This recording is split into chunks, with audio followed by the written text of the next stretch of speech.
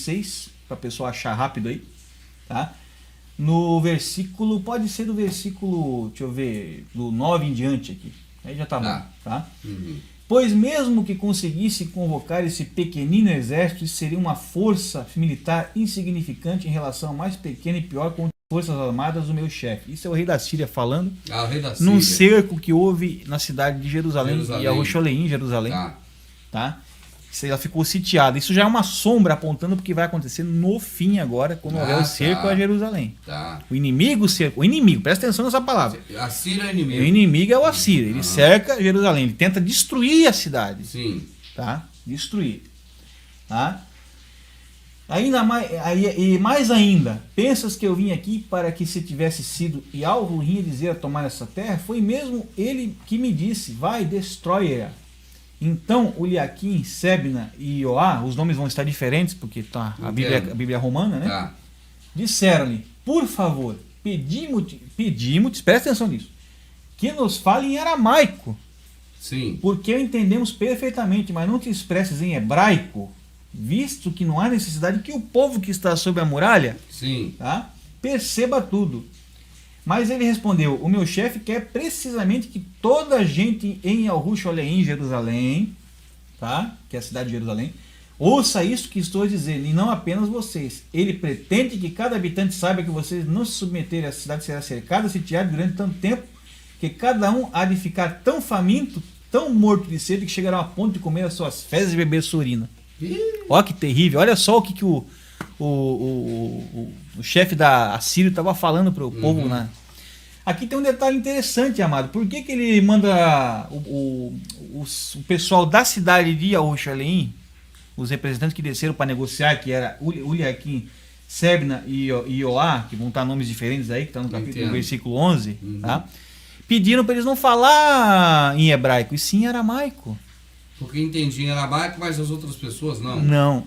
Porque aí o que nós vemos disso aí? Nós vemos duas línguas totalmente separadas uma da outra. O hebraico é uma língua, o aramaico é outra no sentido de compreensão. Dá pra ver que é diferente da outra, porque uma as pessoas compreendem, outra não compreendem. Então é uma língua que não é a língua original. Não. É uma língua do inimigo, dos assírios. Assírio, é verdade. Dos assírios. Eu vou puxar mais uma coisa aqui. Então, se a Síria representa o sítio que vai haver agora, o cerco, né?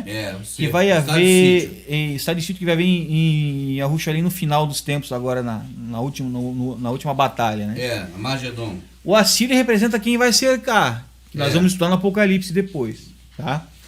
A língua desse inimigo, desse povo, é a língua do inimigo. É a língua do inimigo. Nesse caso aqui é o aramaico, nós estamos falando da sombra. Naquela época era o aramaico. Aramaico, tá explícito ali. Hoje, se nós formos trazer para hoje, nós já vemos que essa língua seria uma outra língua. Nós vamos ver depois também, podemos ver depois mais à frente.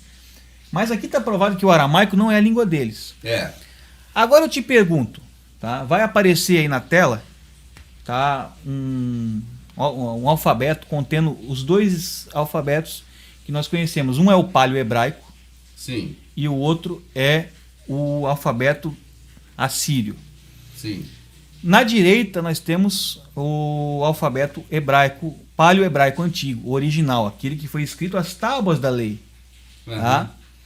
Agora na esquerda nós temos o alfabeto tão conhecido como o hebraico moderno. Pode reparar que é igualzinho ao hebraico moderno. Agora se a gente olhar acima, acima da tabela, vamos ver o nome dos alfabetos. Pode ver, na esquerda temos o quê? Paleo-hebraico. Ótimo, é a língua original. E na direita temos o quê? Alfabeto assírio. Então, afinal de contas, o hebraico moderno é hebraico ou é assírio? É a língua do inimigo? Então, amado, é aí que eu estou te dizendo. Quer dizer que o povo está falando aramaico achando que está falando hebraico? Olha que blasfêmia. Você está falando aramaico, está falando a língua do inimigo. Você veja que o hebraico moderno, ele tem a raiz na língua dos caldeus. Assírios e caldeus. Caldeus, o hebraico moderno. E aqui, nesse texto do livro de Yoshal de Isaías, está dizendo que é a língua do inimigo. Por que essa língua hoje virou a língua do povo que recebeu a herança, primeiramente? Porque a herança eles já jogaram fora há muito tempo.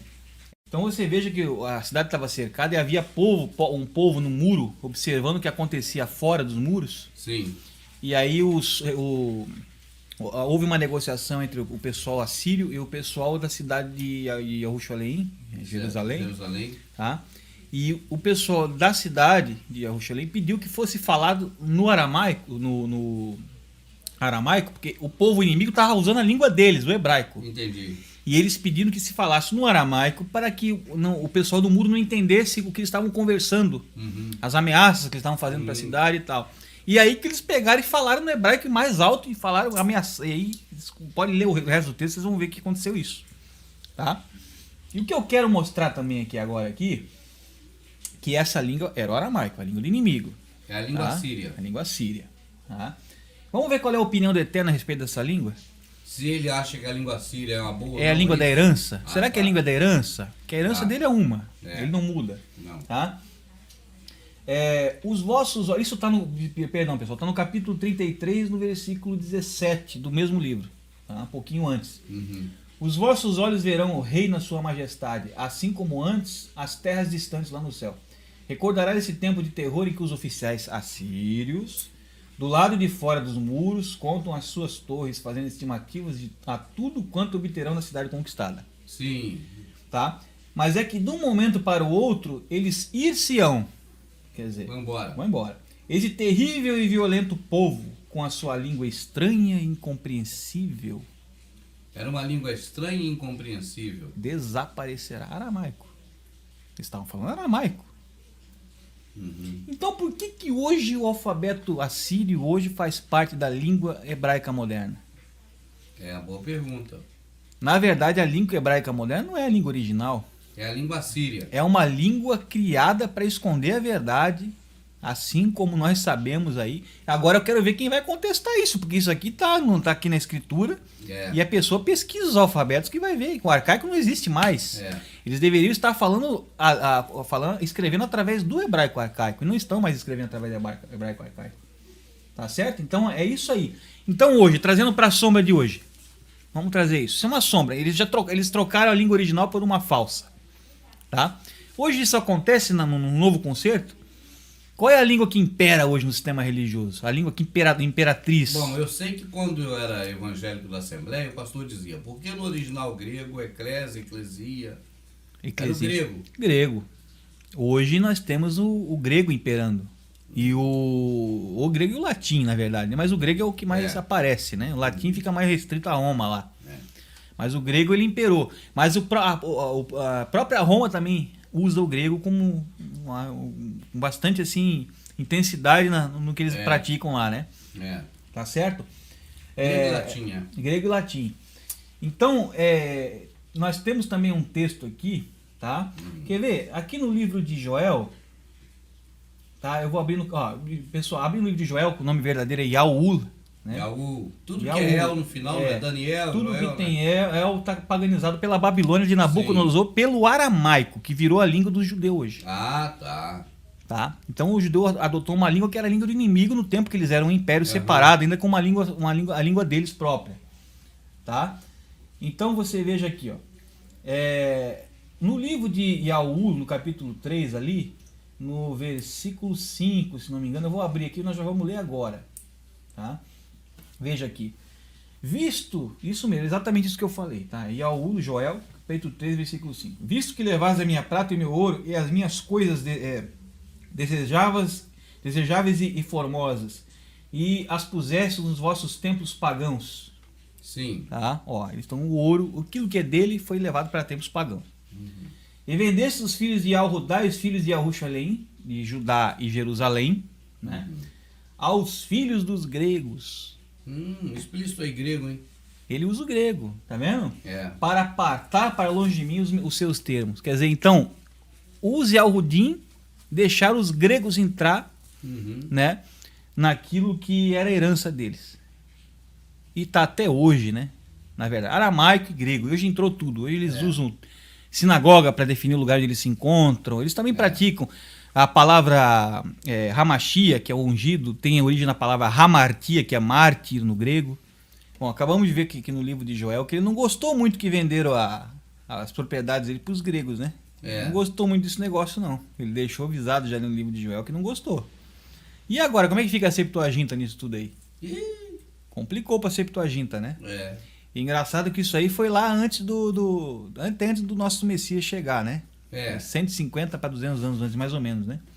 Então você veja que a Septuaginta caiu por terra porque o próprio Eterno falou que não é para vender a herança dele para o grego, e venderam. Venderam para os gregos, né?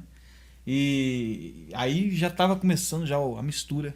Dali para frente foi só uma mistura, e aí dali praticamente sumiu o nome do Eterno, se deixou de usar o palio hebraico de uma vez, realmente não se usou mais, tá?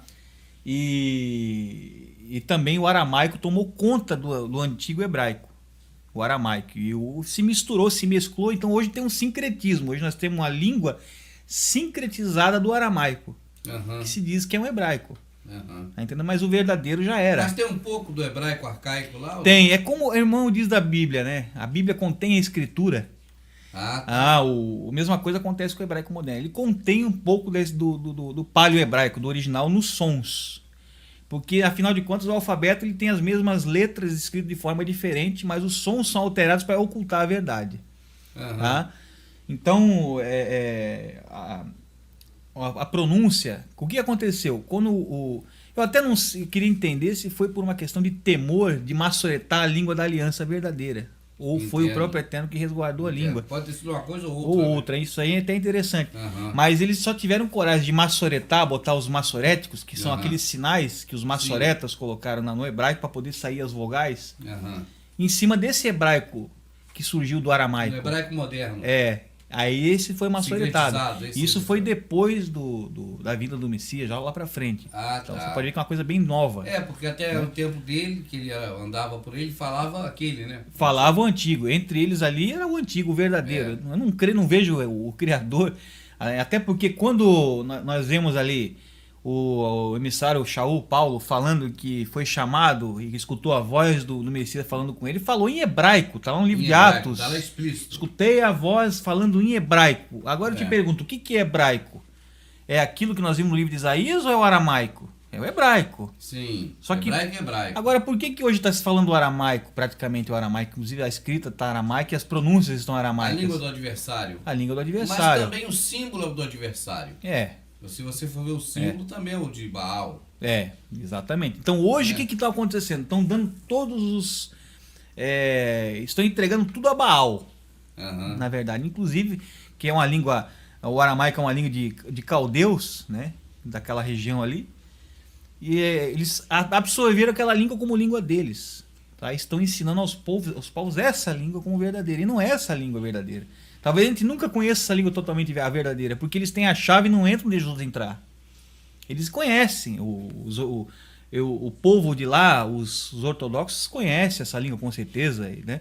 Só que eles ocultam a língua. Eles prendem para eles, porque eles estão naquela ainda diante do madeiro. Eles estão achando que eles são o povo somente, os Yahudim. Mas na verdade, Yahudim hoje é todo mundo que aceita o Salvador.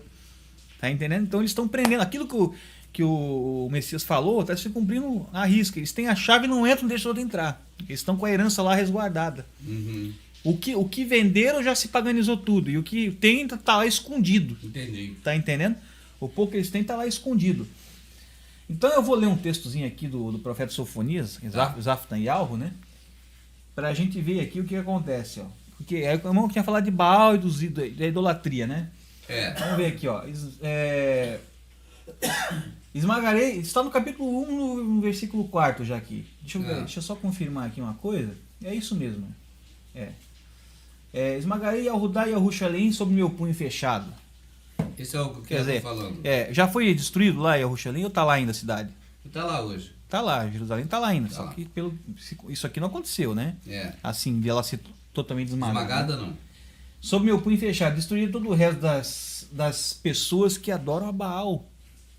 Tem gente que adora Baal ainda. Mas Baal, a gente já estava comentando sobre Baal. Quem que é Baal hoje? Se isso aqui é uma sombra. Só que essa sombra está bem literal, porque Baal, a tradução direta da hebraica, é Senhor. Hoje o que mais se fala em qualquer lugar é Senhor. Senhor para cá, Senhor para lá. Então isso aqui não é nem sombra, né? Isso aqui é literal. Só que tem que traduzir a escrita. Essa é uma sombra colorida. Sombra colorida. Geralmente sombra sombra colorida. Porém, fim às suas idolatrias. E os